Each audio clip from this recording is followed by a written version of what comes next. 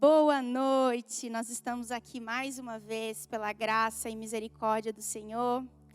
E para começar, eu gostaria de dizer um versículo que está lá em Salmo 145, 13 e 14, que diz assim: O teu reino é o reino eterno, e o teu domínio permanece de geração em geração. O Senhor é fiel em todas as suas promessas e é bondoso em tudo que faz. O Senhor ampara todos os que caem e levanta todos os que estão prostrados. E um dos atributos que eu mais amo em Deus é que Ele é um Deus imutável. Ele é um Deus que não muda, Ele é um Deus constante. Isso significa que o mundo pode mudar, as pessoas podem mudar, nós podemos mudar, mas Ele não muda. E eu gostaria de te convidar nessa noite a adorar a esse Deus que é imutável, esse Deus que está de braços abertos para nos receber essa noite. Amém? Vamos adorar a Ele?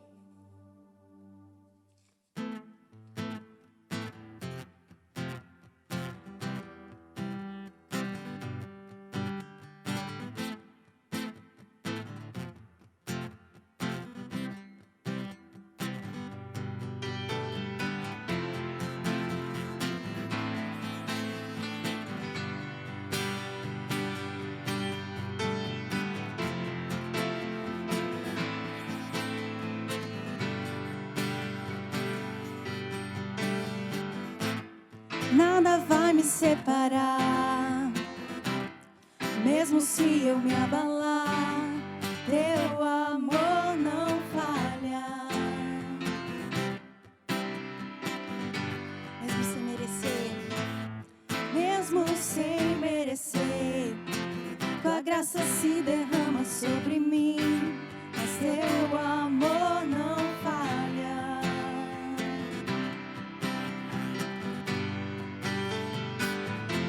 Pois tu és o mesmo para sempre, teu amor não muda. Se o choro dura uma noite, a alegria vem pela manhã.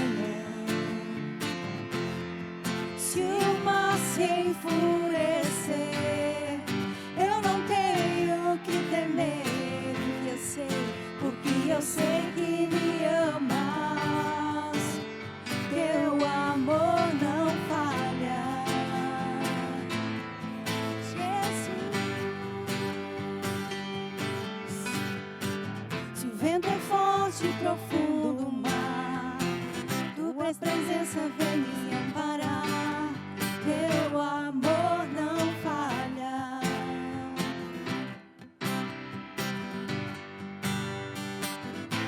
Difícil era o caminhar, nunca pensei que eu fosse parar, pois teu amor não falha. Jesus, pois tu és o mesmo para sempre, teu amor não muda. Se o choro dura uma noite, a alegria vem pela manhã. Se o mar se enfurecer, eu não tenho que temer, porque eu sei que me amas, teu amor não falha. Jesus, teu amor não falha.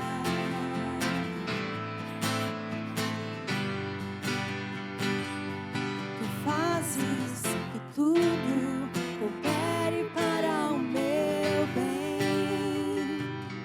Tu fazes que tudo coopere para o meu bem. Tu fazes que tudo coopere para o meu bem. Sim, sim, tu fazes que tudo coopere para o meu bem. Pois tu és o mesmo para sempre, teu amor não muda. Se o choro dura uma noite, a alegria vem pela manhã.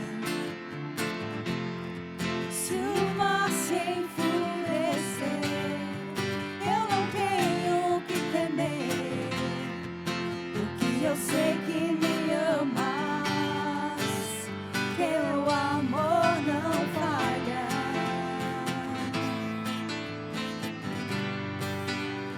Teu amor não falha.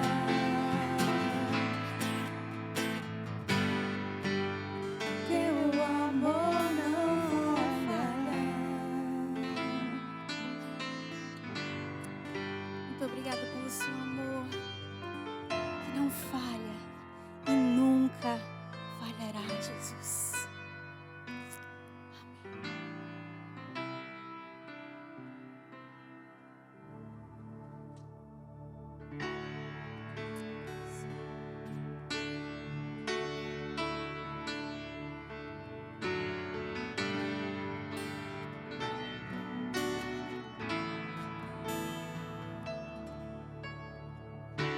No início eras a palavra, com Deus Altíssimo.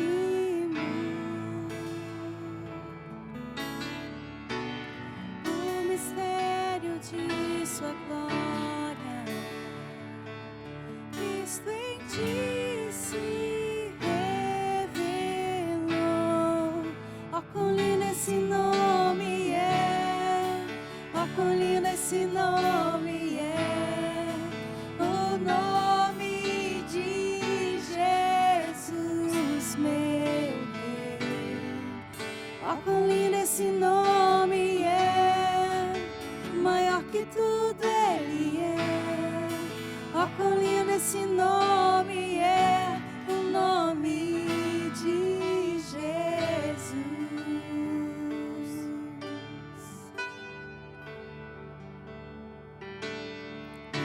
Deixou o céu para buscar-nos, veio pra nos resgatar.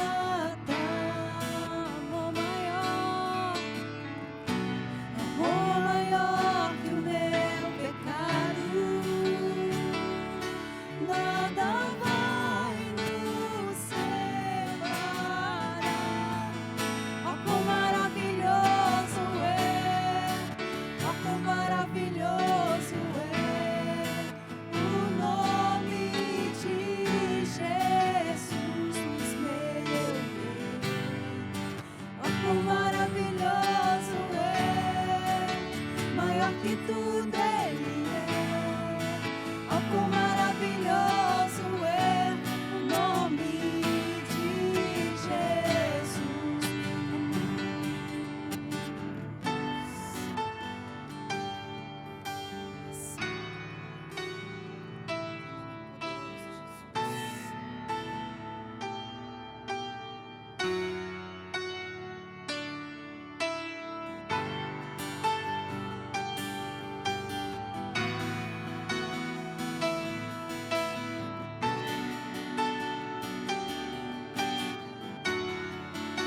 A morte venceste, o véu tu rompeste, a tumba vazia agora está. Os céus te adoram, proclama tua glória, pois ressuscitaste e vive estás.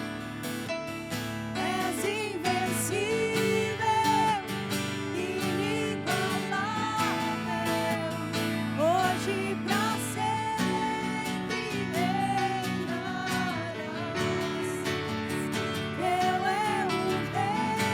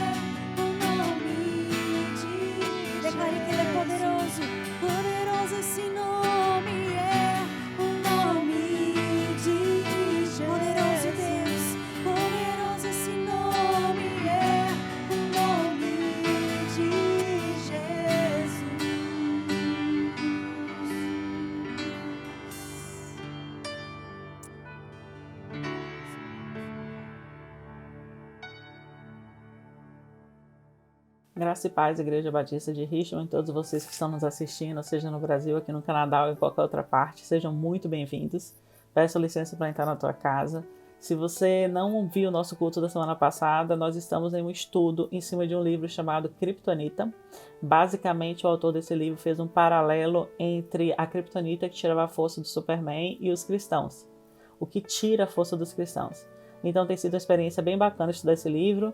O Espírito Santo tem trabalhado no meu coração e eu tenho certeza que ele vai falar comigo e com você essa noite. Amém? Eu queria convidar vocês a abrir em Atos, no capítulo 5, do versículo 12 ao 16. Atos, capítulo 5, versículo 12 ao 16. A palavra de Deus diz assim: Muitos sinais e prodígios eram feitos entre o povo pelas mãos dos apóstolos, e costumavam todos reunir-se de comum acordo no pórtico do Salomão. Mas dos restantes ninguém ousava ajuntar-se a eles, porém o povo lhes tributava grande admiração. E crescia mais e mais a multidão de crentes, tanto homens como mulheres agregados ao Senhor, a ponto de levarem os enfermos até pelas ruas e os colocarem sobre leitos e macas, para que ao passar Pedro, ao menos a sua sombra se projetasse em algum deles. Afluía também muita gente das cidades vizinhas a Jerusalém, levando doentes atormentados de espíritos imundos, e todos eram curados. Você pode, por favor, fechar os teus olhos e orar comigo? Senhor, obrigada pela tua palavra. Senhor, que teu Espírito Santo flua neste lugar. Tu sabes exatamente, ó Pai, o que precisa ser trabalhado em nós para que possamos ser parecidos com Cristo, Senhor.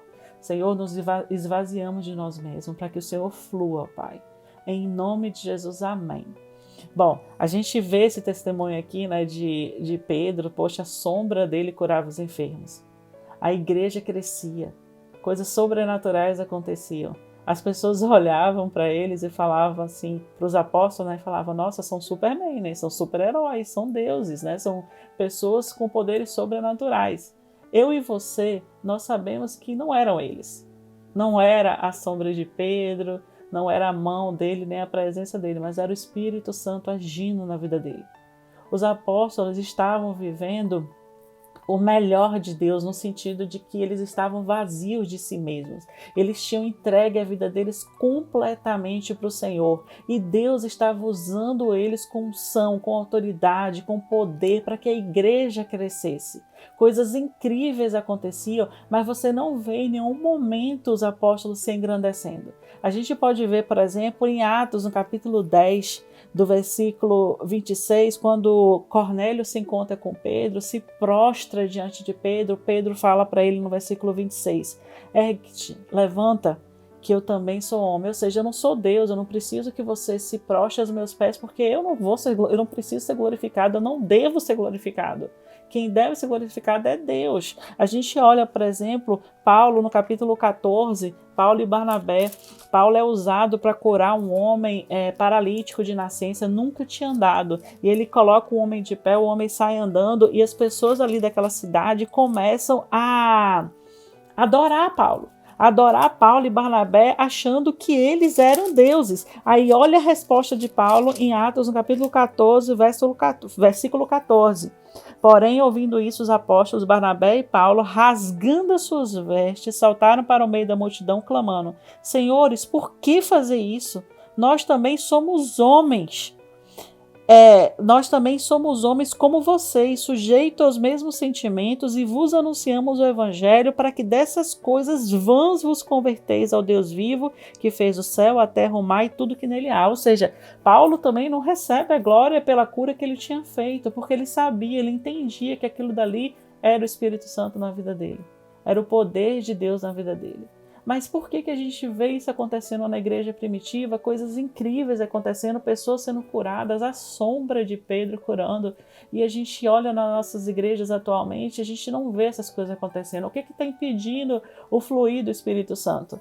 A gente olha, por exemplo, na igreja de Corinto, Paulo chamando a atenção deles. Interessante quando você fala de dons espirituais nas igrejas, muita gente abre logo em 1 Coríntios, vai lá e mostra sobre dons espirituais e tal, fala sobre isso, mas quase ninguém fala sobre a situação precária da igreja de Corinto em relação à espiritualidade. É uma igreja, como a gente falou na semana passada, com altas divisões, com partidarismos, um puxando para Apolo, outro para Paulo, outro para Cefas. Era uma divisão terrível. E além disso, a gente vai ver hoje, no culto de hoje, em 1 Coríntios, no capítulo 5, o que Paulo fala para eles. 1 Coríntios, capítulo 5, versículo 1, diz o seguinte: geralmente se ouve que há entre vós imoralidade, e imoralidade tal como nem mesmo entre os gentios. Isto é, haver quem se atreva a possuir a mulher do seu próprio pai. Ou seja, além de uma igreja dividida, era uma igreja também com pecados de moralidade seríssimos. Era uma igreja com litígios. Era uma igreja que estava praticamente na carne. Se você pega os primeiros 5 capítulos de 1 Coríntios, você vai ver Paulo com muito amor, como o pai fala com o filho, chamando a atenção da igreja, pedindo que eles consertem os erros que têm, mas Paulo fala claramente aqui no versículo 3, eu porém, irmãos, capítulo 3, versículo 1, eu porém, irmãos, não vos pude falar como a espirituais, e sim como a carnais, como a crianças em Cristo, mas era uma igreja que estava cheia de dons espirituais, ou seja, completamente fora do propósito de Deus. Eles estavam cheios de si mesmos, cheios da vontade, do desejo, da carne e completamente vazios do Espírito Santo. E aí eu pergunto para você hoje, nós somos mais igreja de Jerusalém, igreja primitiva de Jerusalém, ou nós somos mais como a igreja de Corinto? Que tipo de igreja nós somos? E eu não falo no sentido só da igreja prédio, a entidade, o corpo, mas a igreja como indivíduo, porque eu e você somos igreja. Então, que tipo de igreja nós somos? Uma igreja com ciúmes, invejas, cheio de si, arrogância, ou uma igreja vazia de si mesma, mas cheia do Espírito Santo de Deus? Há um ano atrás, o Kleber, um membro daqui do nosso grupo, ele comentou, poxa, Vancouver tem tantas igrejas incríveis, como é que a gente não vê o impacto dessas igrejas em Vancouver, na cidade de Vancouver? Para quem não sabe, a cidade de Vancouver tem um índice de overdose muito grande. Os primeiros 6 meses do ano tem aproximadamente 600 casos de overdose. Você vê muita gente usando drogas nas ruas, e a droga aqui, principalmente começa no high school com maconha, que é liberada. Então até pais dão para os próprios filhos maconha ou permitem que eles usem a maconha. E daí muitos passam para outros tipos de drogas mais para frente, e a gente vê muitos adultos, jovens adultos, usando drogas e morrendo de overdose, enfim, no centro de Vancouver. E aí a gente se pergunta, cadê o impacto das igrejas localmente? Por que a gente não está vendo as igrejas mudarem a história dessas pessoas? Eu vou falar uma coisa para vocês. Graças a Deus, Deus tem enviado para cá muitos cristãos. Eu falo isso porque eu conheço brasileiros que estão vindo, mas eu tenho certeza que Deus tem enviado cristãos de outras partes do mundo também. Então, Deus tem enviado cristãos para cá e os cristãos aqui têm feito a diferença. Mas ainda é muito pouco comparado com a necessidade do lugar, com a frieza espiritual do lugar. Às vezes eu oro a Deus e peço assim, Senhor, não permita que a frieza desse país entre no meu coração, mas que sempre tenha em mim uma chama ardendo no meu coração para que eu possa contagiar as pessoas que o Senhor colocar na minha vida. Porque é muito fácil, se a gente está cercado de frieza, da gente se esfriar também. Então, para que isso não aconteça, a gente tem que estar buscando, orando e buscando andar com os irmãos em comunhão para não se contaminar com a frieza daqui do lugar. Então, se a gente faz esse comparativo da igreja de Jerusalém com a igreja de Corinto, a gente vai ver realidades completamente diferentes. São vidas completamente diferentes que viviam para Deus de forma diferente. Então, a gente precisa se perguntar qual tipo de igreja que a gente é, o que é que a gente quer ser e aonde a gente quer chegar. Se a gente olha lá em Coríntios, 1 Coríntios, capítulo 11, versículo 30, Paulo claramente diz que por isso há entre vocês muitos fracos e doentes. Aqui ele fala, eis a razão, porque há entre vós muitos fracos e doentes e não poucos que dormem. Ou seja, era uma igreja que estava passando por vários problemas e isso estava causando até doença física e mortes entre eles. E aí a gente vê em Daniel, no capítulo 11, versículo 32, o versículo diz assim, O povo que conhece o seu Deus será forte e fará proezas. O povo que conhece seu Deus será forte e fará proezas. Ou seja, a gente pode comparar o que Daniel está falando aqui, que o povo que conhece a Deus será forte e fará proezas, com o que a realidade de Corinto estava vivendo. Totalmente diferente, né? A palavra conhecer em hebraico é chamada de yada. Yada é conhecer intimamente. É uma palavra até usada quando fala que Adão conheceu a Eva e gerou filhos. Então, conheceu de forma íntima. Não é um conhecer de você ouvir falar. É um conhecer intimamente, profundamente. É um conhecer praticamente... É de casal, de casamento. Quando você casa com seu cônjuge, vocês se tornam um só. Vocês passam a ser um só e se conhecer de maneira profunda. É assim que Deus quer que eu e você conheça a Ele e nos deixe ser conhecidos por Deus de forma profunda, de forma plena. Se você abrir Isaías capítulo 54, versículo 4, diz: o seu Criador é o seu marido, fazendo um simbolismo de Deus como marido da gente. A gente olha em Efésios capítulo 5, presta bem atenção nesse texto, Efésios capítulo 5, versículo 31 e 32. Por essa razão, o homem deixará o pai e a mãe e se unirá à sua mulher, e os dois se tornarão uma só carne. Este é um mistério profundo. Refiro-me, porém, a Cristo e à igreja. Porque Paulo está aqui comparando Cristo e a igreja como esposo e esposa. Quando nós aceitamos Jesus no nosso coração como Senhor e Salvador, não é algo que a gente faz da boca para fora. Não é algo que você vai somente na igreja e fala: eu aceito Jesus, e você continua sua vida normalmente, não abre mão do seu passado, você continua cometendo os mesmos erros, os mesmos pecados, mas você aceitou Jesus, você está na igreja e está tudo bem. Não é isso. Quando você aceita o Senhor Jesus como Senhor e Salvador e você entende que Ele é a pérola de grande valor, que nada do mundo pode se comparar a ter Jesus na sua vida, você abre mão praticamente de tudo. Você se esvazia de você mesmo para que o Espírito Santo de Deus flua em você. Você passa a viver os sonhos de Deus e não os seus sonhos. Porque você entende que Deus tem o melhor para você. Ele te ama. Mesmo antes de você merecer ou entender, Ele já te amava. Quando você e eu estávamos no lamaçal do pecado, entregues ao mundo, Jesus nos amou. E quando nós dizemos sim para Ele, casamos com Ele, passamos a ter essa intimidade de um conhecimento íntimo e profundo, a gente precisa abrir mão de nós mesmos. A gente não vai experimentar o melhor de Deus se a gente não abrir mão do nosso passado, dos nossos erros, dos nossos pecados, das nossas escolhas, para viver o que Ele tem para nós.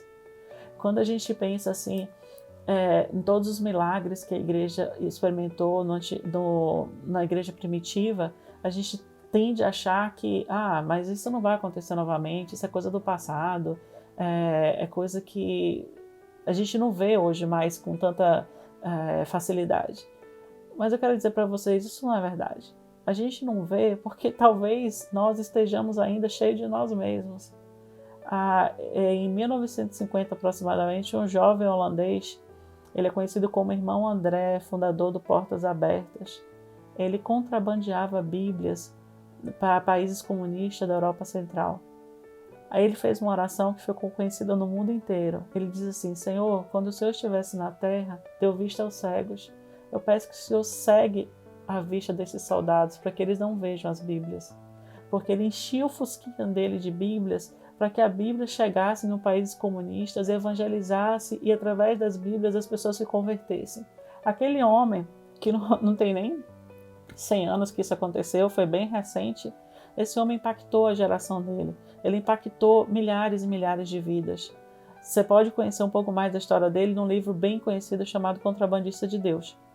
Então, a gente vê pessoas como esse irmão André, fundador do Portas Abertas, enviando missionários até hoje para várias partes do mundo, lugares assim que você pensa assim que ninguém pode chegar até lá. Esse irmão André tem enviado através do Portas Abertas, de um trabalho missionário chamado Portas Abertas.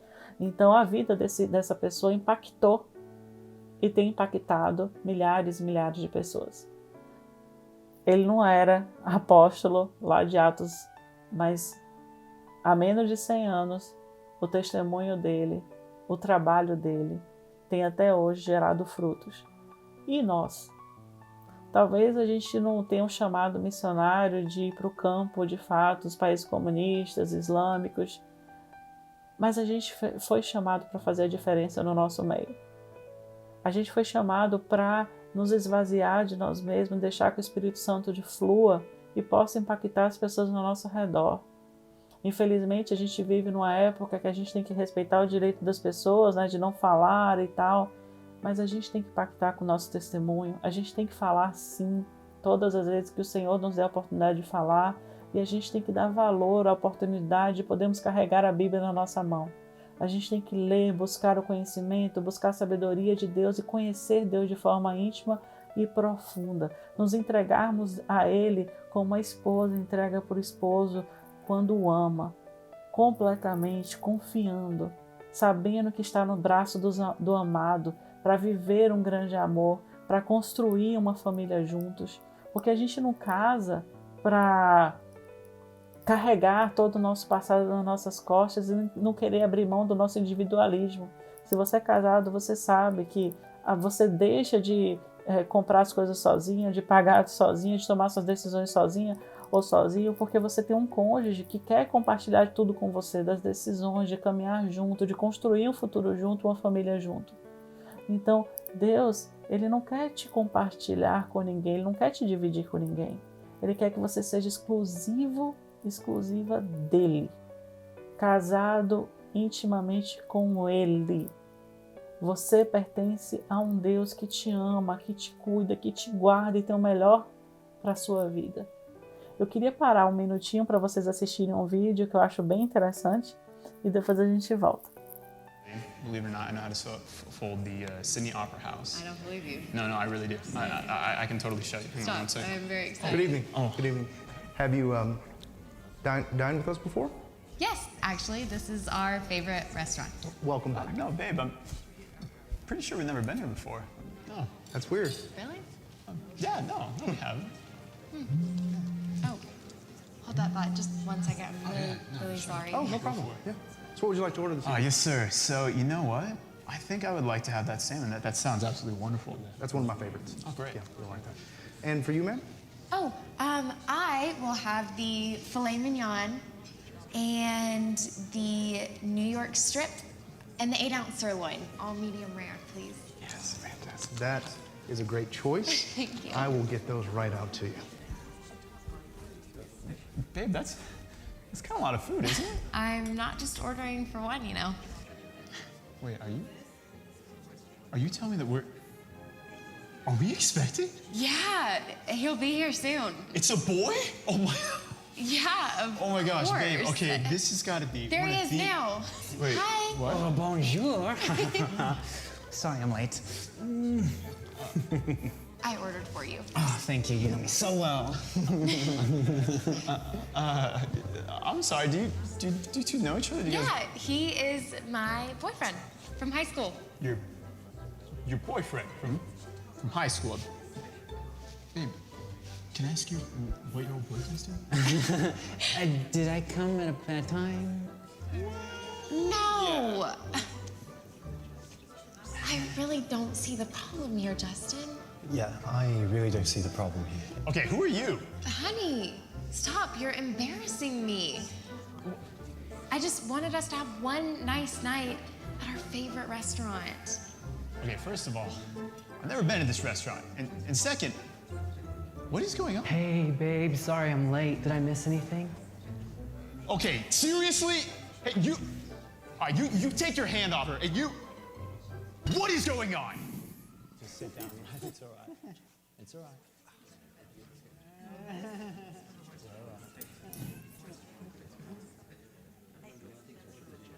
Angela, is this some kind of joke? Are you actually seeing these guys?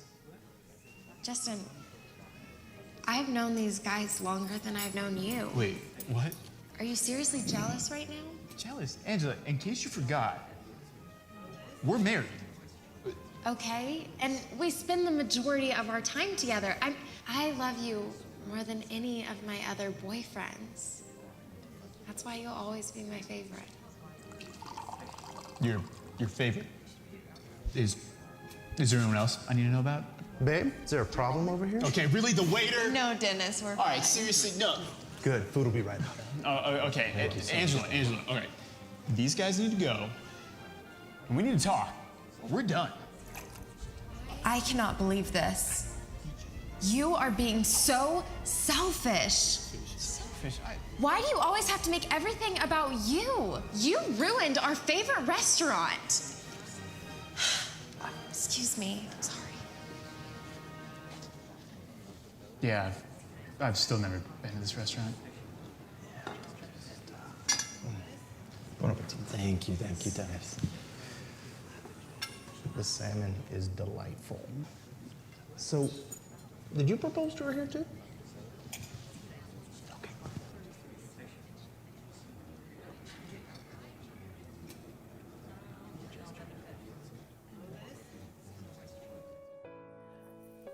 Então, que coisa, né, gente? Quem quer casar com essa mulher? Quem quer casar com uma mulher que não abriu mão dos namorados? Ela é perfeita, ela é bonita, ela é dedicada, ela pode ser uma excelente esposa, ela de fato ama o Justin. Ela tá ali, ela fala pra ele, você é meu preferido, ou seja, você é meu número 1. Mas ela não queria abrir mão dos outros que ela tinha antes. Ela, inclusive, não só tinha os outros, até o garçom, o quarto, né? Outra coisa. Será que você casaria com uma pessoa assim? Eu sei que hoje o mundo tá tão doido que existe até esse tipo de relacionamento, né? 3, 4 juntos. Mas pessoas normais, pessoas que a gente espera que na igreja sejam normais, quando casa, quer exclusividade, quer fidelidade, quer um só. Então, imagina você casar com uma pessoa que tem 3, 4 para dividir. Não vai dar certo, não é? Eu quando eu viajo pro Brasil, meu marido não gosta nem que eu passe um dia sem ligar para ele. Olha, naquela correria de ver família, ver amigos e tudo, às vezes eu deixo de ligar, nossa, mas é uma confusão porque eu não liguei.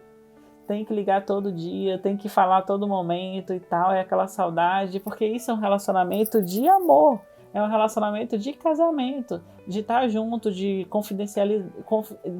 trocar confidencialidades, de trocar ideias, de estar junto como um só corpo. E aí a gente vê essa moça do vídeo, a gente olha para ela e ela fala para ele chocada, assim, como assim você não entende que eu posso ter? Eu também gosto deles, por que você não entende isso? Ela que se sente ofendida. Ela que não entende por que ele não aceita isso. Afinal de contas, é tão normal. Qual é o problema? Ela tem ele como primeiro. Deixa eu falar uma coisa para vocês. Deus não quer ser o primeiro. Como assim, Renata, Deus não quer ser o primeiro? Não, porque o Justin desse vídeo que vocês assistiram, ele era o primeiro. Ela dedicava 90% do tempo dela para ele. Ela casou com ele, ou seja, ele era o preferido. Mas ela não abriu mão dos outros 3. 4 se contar com o garçom. Deus não quer ser o primeiro. Deus é o único. Ele quer ser todo seu. Ele quer que você seja todo dele. É um relacionamento de intimidade com Deus. É somente Ele na nossa vida. A gente não pode levar para esse relacionamento com Deus todo o nosso passado de pecados, todas as nossas escolhas e todo o nosso eu. Porque o nosso maior erro é achar que Deus vai aceitar nos compartilhar com os nossos desejos humanos, com a nossa vida humana. Então a gente olha essa Ângela, a gente pensa assim que essa Ângela pode ser a igreja hoje. uma igreja corrompida, uma igreja que não está vivendo o melhor de Deus, uma igreja que não está se entregando a Deus, uma igreja que está mais preocupada em agradar o mundo do que agradar a Deus, uma igreja que está mais preocupada com o politicamente correto do que com a palavra de Deus, uma igreja que está querendo reescrever a Bíblia para não ofender as pessoas. Uma igreja que está tão ocupada com as coisas deste mundo que não está preocupada em andar nos caminhos que Deus deixou para a gente. Jesus disse: aquele que quer vir após mim, negue-se a si mesmo, tome a cruz e me siga, ou seja, esvazie de você mesmo.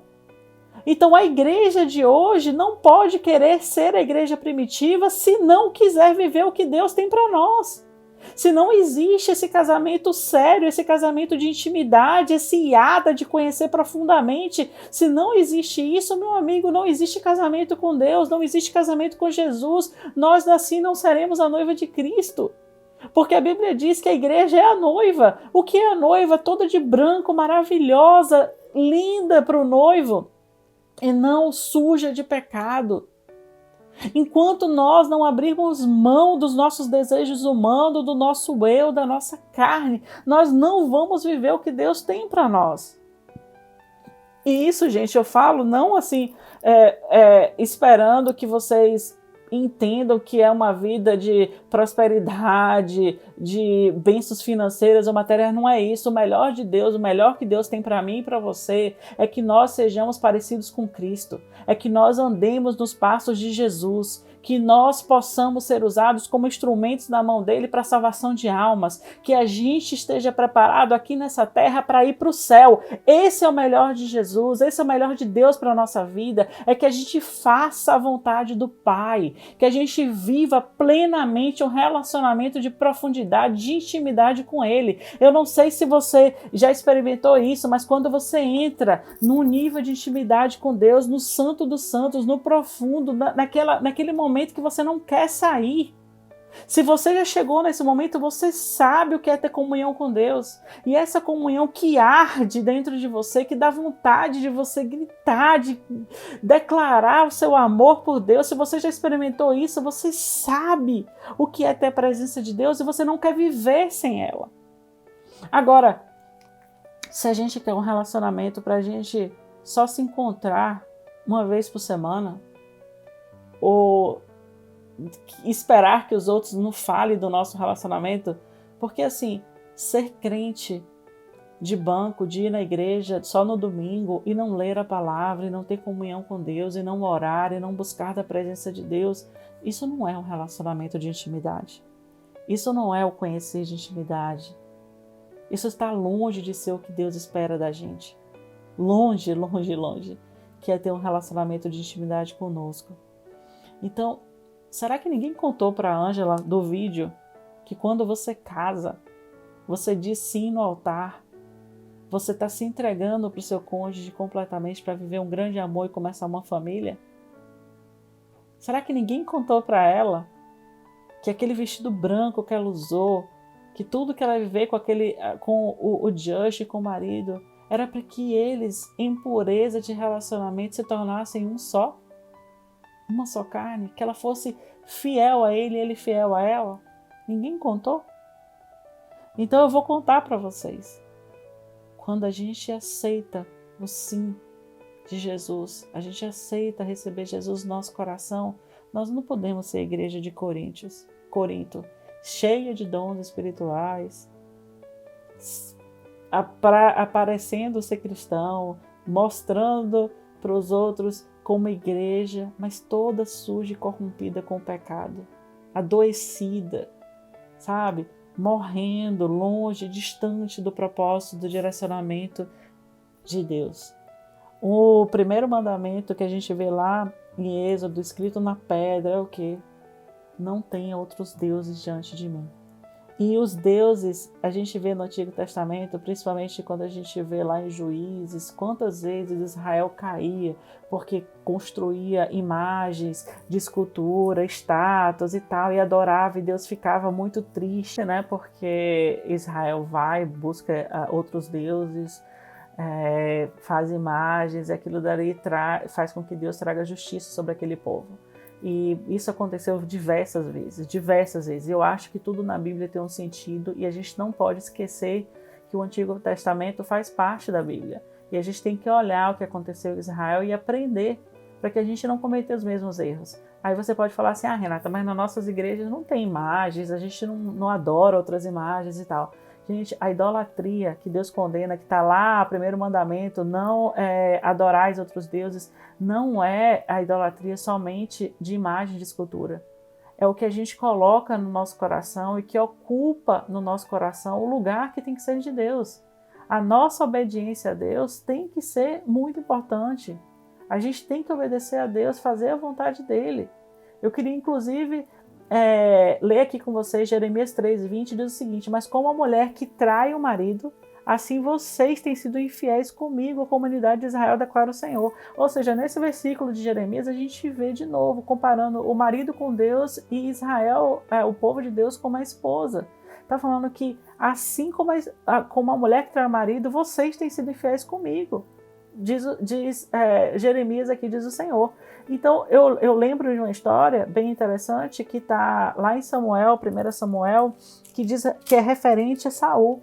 Saul foi o primeiro rei de Israel, foi ungido pelo Senhor, ele tinha tudo para dar certo, no sentido era um homem grande, forte, bem de aparência. Mas Saul passa por um momento muito difícil. Ele estava com a guerra com os filisteus e ele só tinha 3.000 homens. E os filisteus tinham muitos, eram muitos carros. Aqui diz que era versículo 5, no capítulo 13, versículo 5, reunir seus filisteus para pelejar contra Israel, 30.000 carros, ou seja, 30.000 carros é como se fosse naquela época 30.000 tanques, e Israel só tinha 3.000. E antes de começar a peleja, antes de começar a guerra, Samuel tinha que chegar como sacerdote para oferecer o sacrifício a Deus, para que a bênção de Deus fosse com aquele povo. E aí Saul estava esperando Samuel chegar, só que o povo, os soldados israelenses, quando viram que os filisteus tinham 30.000 carros e um monte de gente, que eles iam ser massacrados, eles começam a fugir, se esconder, e Saul ficou muito preocupado. E com a preocupação de Saul, o que ele fez? Ele mesmo esperou o tempo, né, de Samuel chegar, que eram 7 dias, Samuel demorou, ele sofrendo aquela pressão, aquela angústia, aquela situação toda, ele resolveu tomar a situação na própria mão dele. Ele foi e sacrificou no lugar do sacerdote, sacrificou no lugar de Saul. Ele praticamente passou por cima da palavra de Deus, ele não confiou em Deus, ele desobedeceu a Deus e ele fez o sacrifício no lugar de Samuel. Samuel, quando chega, versículo 13 do capítulo 13, diz o seguinte: então disse Samuel a Saul: procedeste neciamente em não guardar o mandamento que o Senhor teu Deus te ordenou, pois teria agora o Senhor confirmado o teu reino sobre Israel para sempre. Já agora não subsistirá o teu reino. O Senhor buscou para si um homem que lhe agrada e já lhe ordenou que seja príncipe sobre o seu povo, porquanto não guardaste o que o Senhor te ordenou. Ou seja, uma desobediência séria de Saul foi o suficiente para vir sobre ele um julgamento. Você não vai continuar sendo um rei de Israel, Deus passou o seu trono para uma outra pessoa. E a gente vê de novo Saul desobedecendo a Deus. Um pouco mais, de uns capítulos para frente, a gente olha no capítulo 15, quando ele sai para pelejar com Amaleque, e Deus manda para ele não levar nada, não pegar do despojo, absolutamente nada, era para destruir tudo. De novo, ele desobedece. Ele leva com ele vivo o rei Agag, ele leva os despojos, leva tudo que tinha valor, tudo que era bom, ele leva para si. E aí Samuel confronta ele, né, sobre a desobediência dele, ele culpa o povo. Não, foi o povo que trouxe os despojos. Ele nem assume a responsabilidade, diz que foi o povo. Versículo 22 do capítulo 15, Samuel diz para ele: tem porventura o Senhor tanto prazer em holocaustos e sacrifícios, quanto em que se obedeça a sua palavra? Eis que obedecer é melhor do que sacrificar, e o atender melhor do que a gordura de carneiros, porque a rebelião é como o pecado de feitiçaria, e a obstinação como idolatria e culto a ídolos do lar. Visto que rejeitaste a palavra do Senhor, ele também te rejeitou a ti, para que não sejas rei. Ou seja, a rebelião é um pecado de feitiçaria. Saul ele levou o rei, levou o despojo para mostrar ao povo como vitorioso ele era. Ele estava cheio de si mesmo, ele não estava preocupado com o direcionamento de Deus, com a ordenança de Deus, ele estava achando que ele era alguma coisa. Gente, tudo que a gente faz, novamente, tudo que nós somos e que nós fazemos é para glorificar o nome do Senhor, porque nós entendemos quem Deus é na nossa vida. A partir do momento que a gente faz alguma coisa, a gente se acha que minha inteligência, minha beleza, meu poder e tal, meus recursos, meu amigo, você está completamente fora do propósito de Deus. Completamente fora. Você pode ter toda a riqueza do mundo, você pode ter todo o poder do mundo, basta uma palavra de Deus. E se você confia nas coisas desse mundo, você confia, quando você não tiver, em quem você vai se segurar? Nós cristãos, nós temos que saber viver com muito ou viver sem nada. Em todas as circunstâncias, em todos os momentos, nós confiamos no Senhor, porque Ele é o que há de valor na nossa vida. É Ele que é o nosso tudo, é a nossa razão de viver, é para Deus. É por Ele que nós vivemos. É para Ele que nós servimos e dedicamos a nossa vida. Então, assim, não adianta a gente fazer sacrifício de tolo, não adianta a gente ir para a igreja domingo, não adianta a gente falar que é crente se a gente não tem uma vida transformada, se a gente não obedece a Deus. É melhor obedecer do que sacrificar. É melhor obedecer do que sacrificar. Ou seja, não adianta nada do que você faz para Deus se você não tem uma vida transformada. Não adianta você estar ministrando a palavra de Deus ou ministrando no louvor se você continua com sua vida de pecado, longe da presença de Deus. Não adianta, você não vai viver o melhor de Deus nessa terra se você continua tendo um relacionamento de adultério com o Senhor. Adulterando com o seu pecado, com as suas escolhas, com o seu eu. Tiago, capítulo 4, versículo 3 ou 4, diz o seguinte, vamos lá abrir Tiago no capítulo 4. Desculpa, gente, tanto texto assim, tanta coisa, mas é porque realmente o estudo é profundo. Tiago, capítulo 4, versículo 3 ou 4. Pedis e não recebeis, porque pedis mal para esbanjardes em vossos prazeres. Infiéis, não compreendeis que a amizade do mundo é inimizade de Deus? Ou seja, tudo que a gente faz buscando o nosso eu, buscando satisfazer a nossa carne, cria inimizade com Deus. Deus não quer nos dividir com o mundo. Deus, Ele nos quer exclusivamente como esposa, como a noiva dele. Maravilhosa, linda, que vai casar com o Senhor para viver eternamente com Ele. Então, quando a gente olha aqui, a palavra infiéis, ou seja, não é fiel, não tem a fidelidade nesse relacionamento. Você não sabe que amizade com o mundo é inimizade com Deus? A gente não pode servir a dois senhores, a gente não pode estar com um pé na igreja e um pé no mundo e achando que está tudo bem. A gente não pode ir para a igreja e ser mais um no meio de uma multidão. Não, eu e você fomos chamados para ter um relacionamento de intimidade com Deus, experimentar o melhor de Deus aqui na terra. 1 João, capítulo 2, versículo 15 a 17. Não amei o mundo, nem o que nele há.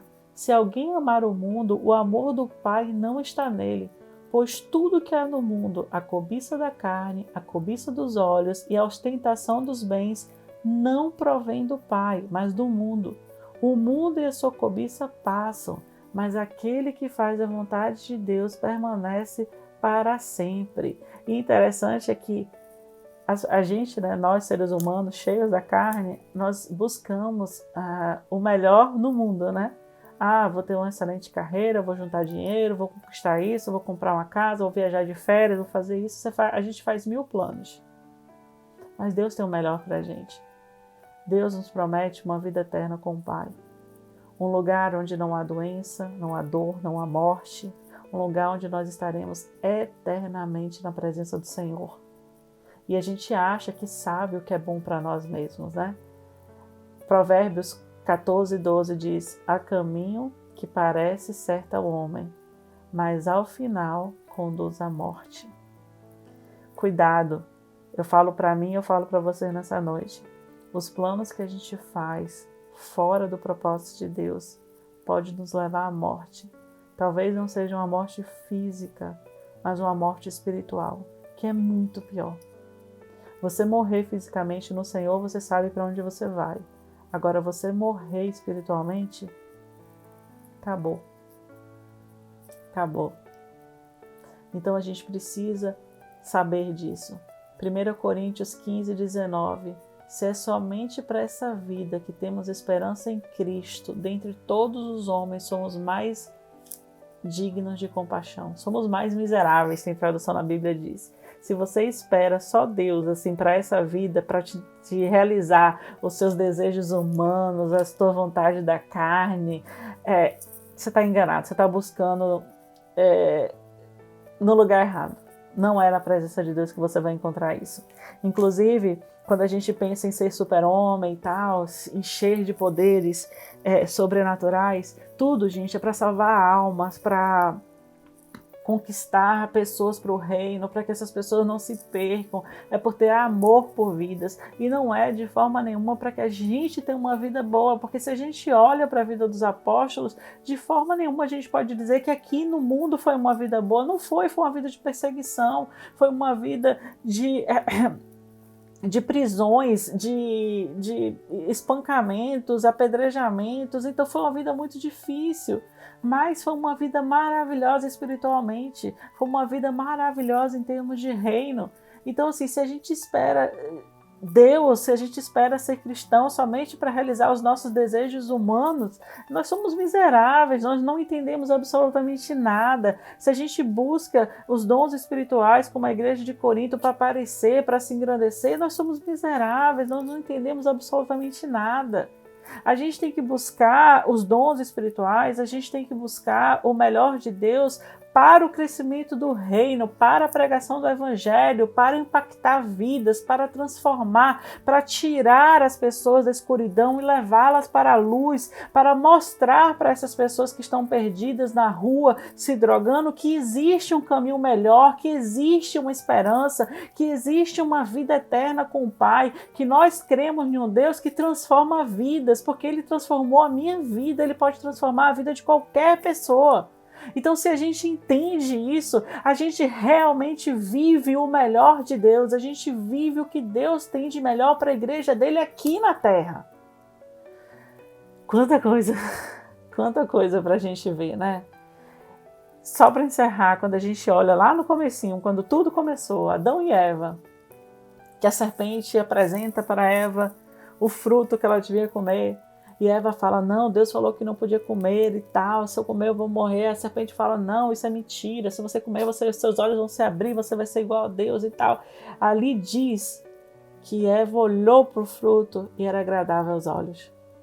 E ela comeu, porque era agradável aos olhos. Quantas coisas são agradáveis aos nossos olhos e a gente cheio de nós mesmos, do nosso desejo, da nossa vontade, do nosso querer, a gente esquece que existe um Deus maravilhoso que nos ama, que Ele é a nossa pérola de grande valor, que nada nesse mundo vale a pena para que a gente perca a conexão, o relacionamento com o Senhor. Então, se eu fosse resumir essa segunda parte do livro Kryptonita, eu diria que a Kryptonita, o que enfraquece a nossa vida como cristão, é o nosso eu. A Kryptonita não é o pecado que tira a nossa força. A Kryptonita é o nosso desejo em primeiro lugar. É quando a gente se coloca em primeiro lugar. Essa é a Kryptonita. Então, que eu e você, que a gente possa encerrar essa segunda parte do livro hoje, pedindo a Deus, Senhor, me esvazia de mim mesma para que o Senhor reine sobre mim, para que Teu Espírito Santo flua. Pai, usa a minha vida, Senhor, para que eu alcance pessoas ao meu redor. Que tudo que eu tenha, que tudo que eu sou, Senhor, seja para a Tua honra e Tua glória.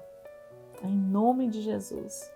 Se vocês gostaram desse vídeo, dá um like, compartilha com seus amigos, compartilha com seus familiares, com as pessoas que precisam ver essa palavra. A gente vai estar entrando agora no Zoom para conversar um pouco sobre o que Deus tem falado com a gente através desse livro, Kryptonita. Vocês são muito bem-vindos para participar. Eu convido vocês também a participar do nosso grupo do Telegram sobre o livro Kryptonita. Amém? Que Deus abençoe vocês, que vocês tenham um final de semana abençoado, uma semana de vitória, em nome de Jesus. Eu vou deixar só um videozinho pequeno, coisa de 3, 4 minutos, uma palavra do irmão André, do Ministério Portas Abertas. Que Deus abençoe vocês. Em 1955, uma frase do livro do Apocalipse o impressionou. Esteja atento, fortaleça o que resta e estava para morrer. Ele viu a luta dos cristãos perseguidos na Europa Oriental e respondeu ao chamado do Senhor para que fizesse algo que cristão ocidental nenhum fizera até aquele momento: contrabandear a Bíblia para dentro da cortina de ferro. Com Bíblias empilhadas dentro de um Fusca, o irmão André dirigiu até a fronteira sussurrando uma oração que ficou famosa: Senhor, fizeste cegos enxergarem. Por favor, segue os olhos dos que veem.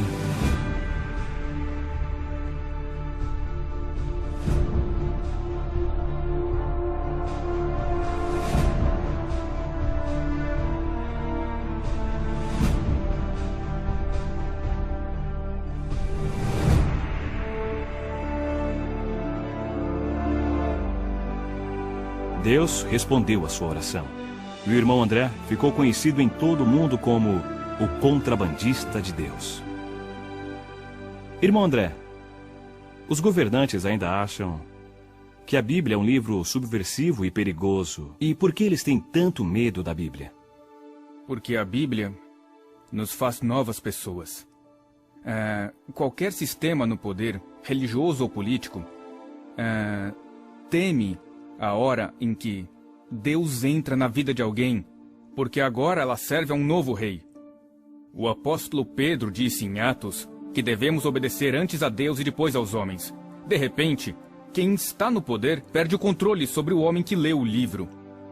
Nós, por meio desse livro, nos tornamos um povo de opinião, povo de convicções tão fortes que nada as abala, mas sempre baseadas no amor, na compaixão e sempre sob o comando direto do Senhor. E quanto aos cristãos que não vivem sob regimes totalitários? Há sentido em dizer que a Bíblia é um livro perigoso, mesmo vivendo numa sociedade livre? Sim, e essa é a razão dos ataques contra nós cristãos, porque lemos a Bíblia. O método é diferente, o efeito é o mesmo. Somos muito ocupados para ler toda a Bíblia. Nós seguimos alguns trechos, passagens selecionadas, versículos. Devemos nos tornar pessoas segundo a Bíblia, ler o livro inteiro, toda a obra, pelo menos uma vez ao ano. Se é demais, você é preguiçoso. Como esperar que o Senhor o abençoe, o use e o proteja se tem preguiça de ler sua palavra, pela qual milhares de pessoas foram mortas, profetas foram mortos por ela, os apóstolos foram mortos por ela, mártires da história da igreja morreram por ela, hoje pessoas morrem por ela, e deixamos a Bíblia na estante? Há uma história de uma família na Holanda, onde eu morei. Um pequeno garoto encontrou a Bíblia da família coberta de pó. Levou-a para a mãe e perguntou: Mãe, esse é o livro de Deus? A mãe olhou o livro e disse: Claro que é o livro de Deus. E ele falou: Por que não o devolvemos, já que não usamos? Há pessoas que desejarão percorrer o caminho que você trilhou. Então, dê-lhes um ponto de partida pelo qual poderão começar a viver segundo a Bíblia. Qual seria este ponto? Uma das minhas orações ainda é: Deus, faz-me verdadeiro. Eu aconselho que, ao ler a palavra, diga: Senhor, fale comigo, e o que me disseres, eu farei. E surgirá uma nova vida de aventura que o espantará. Deus o provará. Se Deus não o provar, me surpreenderei. Se você nunca for atacado pelo diabo, me surpreenderei. Mas como? Eu não sou digno de um ataque? Você pede por problemas quando segue a Jesus radicalmente. Mas nos problemas diga: aleluia, eu estou no caminho certo. Siga o livro, siga.